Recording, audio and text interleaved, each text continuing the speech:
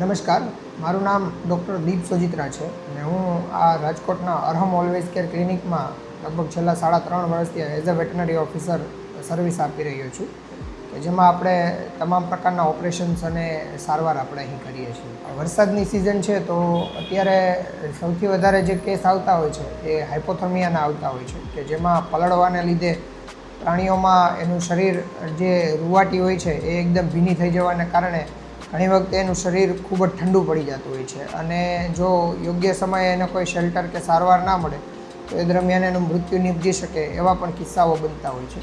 તો આપણે સૌ એ ધ્યાન રાખીએ કે આપણા પાલતુ પ્રાણીઓ હોય અથવા તો આપણા શેરીના પ્રાણીઓ હોય, વરસાદ બહુ વધારે પડતો હોય ત્યારે એમને કોઈ શેલ્ટર કે એ અંદર જઈ શકે એવી જગ્યા પર રાખીએ કે જેનાથી એને આપણે જે આ વરસાદનું એકદમ ઠંડુ પાણી હોય છે એનાથી એનો બચાવ કરી શકીએ.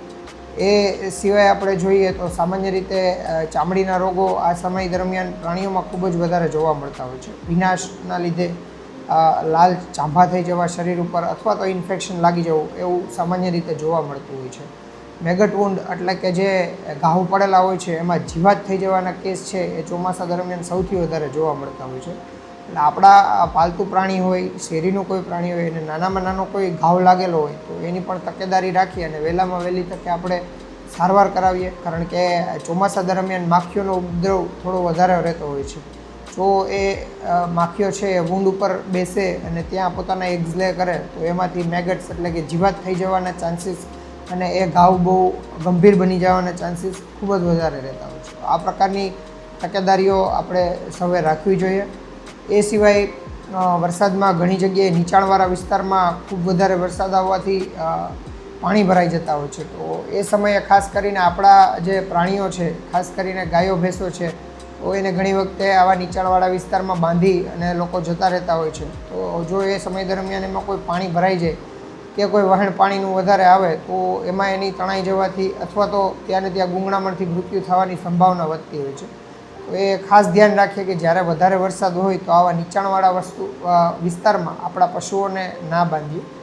રહી વાત કે આ સમય દરમિયાન જે છે ડોગ્સ થોડા એગ્રેસિવ થઈ જતા હોય છે અથવા તો બાઇટ કરી લેતા હોય છે, તો એમાં પણ આ જ કારણો હોય છે કે વરસાદી વાતાવરણના લીધે ઘણી વખતે ખૂબ જ વધારે પલળવાના કારણે અથવા તો બીજા અન્ય રીઝનોના કારણે પ્રાણીઓ થોડા એમના નેચર છે એ એગ્રેસિવ થઈ જતા હોય છે. આપણે સૌએ ધ્યાન રાખવું જોઈએ કે આ પ્રકારના પ્રાણીઓ છે એને આ સમય દરમિયાન બહુ વધારે હેરાન ના કરવા જોઈએ અને આપણે જે છે એમના પ્રત્યે સ્નેહ રાખવો જોઈએ કે જેથી કરીને એમને આ રીતનું શેલ્ટર પ્રોવાઈડ થઈ શકે. એ લોકો કોઈ પણ આવી જે વરસાદી પાણી છે એનાથી પોતાનો બચાવ કરી શકે. તો એ માટે આપણે આપણા શેરીમાં કોઈ જો ડોગ્સ હોય અથવા તો કેટ હોય તો એમના માટે નાનું કોઈ છાપરું કે શેલ્ટર કરીએ તો એમના માટે ખૂબ જ સારી મદદ થઈ શકે છે. ભોજન જે છે આપણે આપવાની વાત કરીએ તો આ સમય દરમિયાન પૌષ્ટિક ખોરાક આપવો ખૂબ જ જરૂરી છે. સામાન્ય રીતે વધારે જે ઠંડી વસ્તુઓ છે એ અવોઇડ કરવી જોઈએ, કારણ કે આ સમય દરમિયાન ઠંડીના લીધે જ એમને જેમ માણસોમાં થાય છે એ જ રીતે શરદીના અથવા તો ઉધરસના કેસ પણ ડોગ્સમાં, કેટ્સમાં, બીજા પણ પ્રાણીઓમાં જોવા મળે છે.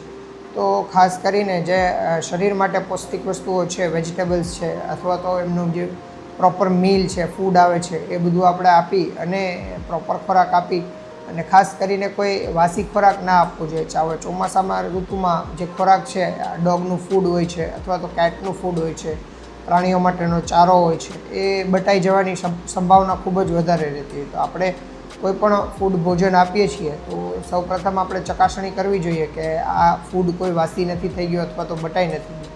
તો એની આપણે ખાસ તકેદારી રાખવી જોઈએ, કારણ કે એનાથી આફ્લાટોક્સિકોસિસ, ફંગલ ઇન્ફેક્શન અથવા તો એ પ્રકારના જે ટોક્સિન છે એમાં પ્રોડ્યુસ થઈ અને પ્રાણીઓ માટે જીવલેણ થઈ શકે છે. તો એની ખાસ આપણે તકેદારી રાખવી જોઈએ.